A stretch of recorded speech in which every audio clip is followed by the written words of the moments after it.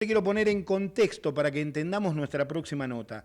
El gobierno avanza con una reforma tributaria que promete simplificar el sistema y aliviar, la presión fiscal, pero que también despierta fuertes dudas en las provincias. El corazón del proyecto es un llamado Super IVA, que unificaría impuestos nacionales y provinciales y pondría a prueba el equilibrio federal. Para entender cómo podría impactar en la economía, en los ingresos provinciales y en los bolsillos del contribuyente, vamos a hablar con una especialista que nos va a ayudar a entender todas estas cuestiones. Ella es Elizabeth Piacentini, tributarista, presidenta de la Comisión PYME del Consejo Profesional de Ciencias Económicas de la Ciudad Autónoma de Buenos Aires. Elizabeth, bienvenida. Sergio Rosso te saluda. ¿Cómo estás?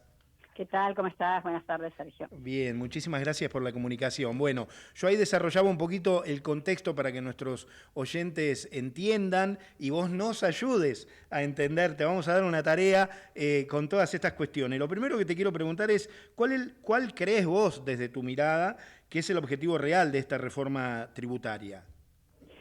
El objetivo real y simplificando el tema sería bajar de los 155 impuestos que tenemos en este momento, Bien. donde se solapan porque se cobra sobre la misma venta de un comercio, de una pyme, de un emprendedor, se cobran diferentes impuestos. Se le cobra el IVA, se le cobra ingresos brutos y se le cobra impuestos municipales sobre la misma venta. Entonces la idea es cobrar un solo impuesto sobre esa venta.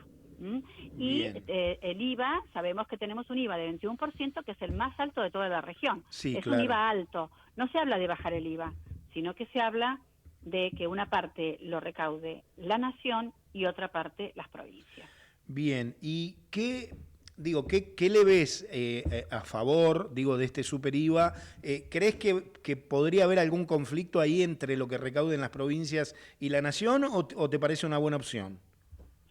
Sí, va a ser un tema de una negociación muy ardua entre Bien. todas las provincias, es un proyecto muy audaz, es un proyecto que se ve en otros países donde hay un tax o un impuesto bajo, de un solo impuesto, ¿no?, del 9%, y después las provincias cobrarían otro para acercarse a ese 21% de IVA, pero sería interesante que ellas compitan entre sí diciendo, bueno, si venís a esta provincia yo cobro el 12% de IVA, pero por supuesto que no tienen que cobrar ingresos brutos, porque si van a cobrar, si el Estado se queda con el 9% de lo que recauda solamente, lo demás lo deja para que lo recauden las provincias, pero las provincias luego siguen subiendo ingresos brutos, esto no tiene sentido. Por lo tanto, tiene que ser un pacto muy fuerte, muy sellado y que proteja al consumidor último, que es el que está pagando un 40% de todo lo que compra de impuestos. Bien, Elizabeth, ¿ves viable que todas las provincias adhieran a un impuesto unificado cuando muchas dependen fuertemente de ingresos brutos?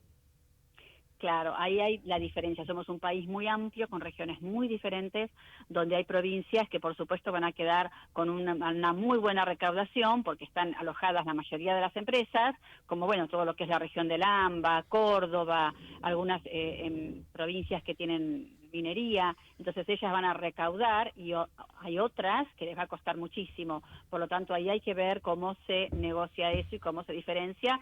Por supuesto que todas las provincias deberían tener austeridad en sus gastos y usar el dinero productivamente para generar más empleo y más industrias. Bueno, eso es lo que va a haber que negociar. Elizabeth, te pregunto, desde tu experiencia, además sos presidenta de Pymes, ¿qué diferencia tiene esto que estamos hablando con lo que sucedió hace algunos meses, o no recuerdo bien si fue a fines del año pasado, cuando hubo alguna polémica sobre algunas tasas extras que querían cobrar las provincias? Bueno, sí, esas son las tasas municipales. De los 155 impuestos que tenemos, la mayoría son tasas municipales, porque hay 45 impuestos nacionales, otros tantos que cobran las provincias, y después la mayor cantidad es tasas municipales que fueron creciendo y creciendo y creciendo, y en algunos municipios están muy altas. Por ejemplo, hay algunos municipios que cobran un 7% de las ventas, casi más que ingresos brutos.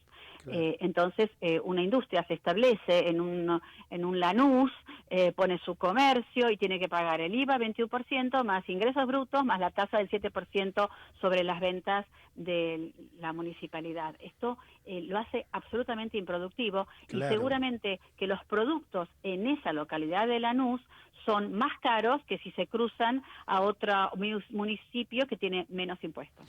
Algunos gobernadores, Elizabeth, dicen que, digamos que con esta medida quedan muy atados a lo que decida Nación. Y analizo lo que vos me estabas diciendo, digo, si pensamos en un escenario donde haya competitividad y las provincias, digamos, sea más barato a comprar en alguna provincia que otra, pero ¿qué riesgo cierto hay de que se termine encareciendo, digamos, el nivel de los impuestos? Bueno, por eso el pacto, esto ya nos ha pasado en Argentina. Bien. Ya nos ha pasado tal cual lo que vos estás diciendo. Se hizo un gran pacto fiscal en un momento, en la época de Macri, donde se había firmado y estado de acuerdo que las provincias iban a cobrar cada vez menos ingresos brutos, inclusive a la fabricación, que es la primera etapa, la primera cadena de valor de un producto. A la fabricación le iban a poner una tasa cero de ingresos brutos, fomentando las industrias. Bien. ¿En qué quedó eso? En una carrera de aumentar ingresos brutos. Claro. Cada año, cuando sale el Código Fiscal, que sale en enero, vamos a ver en enero del año 2026, cuando sale el Código Fiscal, cada provincia publica su tabla de alícuotas de ingresos brutos. Y nosotros hemos visto año a año que la alícuota de ingresos brutos pasaba del 0 al 1, al 1,5, al 3, al 5. Claro. Entonces, realmente esto no funcionó. Por lo tanto, hay que hacer toda una vuelta de tuerca y esto tiene que funcionar. Bien, estoy hablando con Elizabeth Piacentini, tributarista, presidenta de la Comisión PYME del Consejo Profesional de Ciencias Económicas de la Ciudad. ¿Qué se sabe, Elizabeth, sobre el futuro del impuesto a las ganancias? ¿El gobierno planea simplificarlo o ampliarlo nuevamente tras las modificaciones de los últimos años? ¿Qué sabes vos? Bueno, sí, dos temas importantes con respecto al impuesto a las ganancias. Primero, el impuesto a las ganancias para los comerciantes, para las personas físicas. La declaración jurada de impuesto a las ganancias, que hasta ahora era una tarea astronómica, porque había que hacer una declaración jurada de ganancias tipo como si hicieras la de la mayor minera del país. Bueno, claro. Ahora va a ser una declaración jurada de ganancias simplificada. Arca ya tiene, porque hay un cruce de datos muy importantes, porque todas las facturas son electrónicas, Arca ya sabe lo que facturaste, ya sabe lo que compraste y ya sabe los mínimos no imponibles. Por lo tanto, la declaración jurada que te vamos a tener que presentar el año que viene, por el año 2025, va a ser simplificada. No nos van a pedir, como ahora, cuánta plata tenías en el banco, en una cuenta, en otra cuenta, en proveedores, en todo eso. Bueno, simplificada. Falta todavía que esto quede en la ley, porque está hecho en una resolución general, pero tiene que quedar en la ley. Por eso la reforma tributaria es importante. Y luego, impuesto a las ganancias de las personas que tienen sueldo. Bien. Eso tiene que ser derogado. No puede ser que una persona cobra 2,5 millones, 3 millones de sueldo en mano, que es para mantener a su familia, y tiene que pagar impuesto a las ganancias. Sí, eso es un impuesto que... Eso es muy tremendo, eso es muy tremendo. A ver, te voy a hacer la última agradeciéndote mucho tu tiempo, siempre es un placer hablar con vos, nos ayudás a entender cosas que nos cuestan por sí solo. Hay algo que preocupa mucho, ¿seguirá vigente el impuesto al cheque? ¿Qué podría integrarse al nuevo esquema o de qué manera? El impuesto al cheque, un impuesto que se creó por un año y quedó por siempre. Claro. Es el impuesto más fácil de recaudar porque es como una manguera que va chupándote de la cuenta bancaria todos los meses el 1,2% de lo que entra al banco, porque es 0,6 cuando entra y 0,6 te cobran cuando sale la plata, por lo tanto es el 1,2%. Sí, es un impuesto que claramente siempre en las revisiones se trata de sacarlo. Si bien trataron de morigerar el impacto para las pymes, porque la que es pyme, todo ese impuesto luego se lo toma cuenta en cargas sociales y en ganancias. La empresa más grande no. Entonces, la idea es, sí, sacarlo, minimizarlo. No hay país del mundo que tenga un impuesto semejante. Siempre cuento la anécdota de cuando hacemos planes de proyectos para empresas del exterior y ponemos el impuesto al débito y crédito 1,20, me devuelven el proyecto y me dicen, contadora, se equivocó. Claro. No puede ser 1,20 de todo lo que entra al banco. Y yo se lo devuelvo diciendo sí.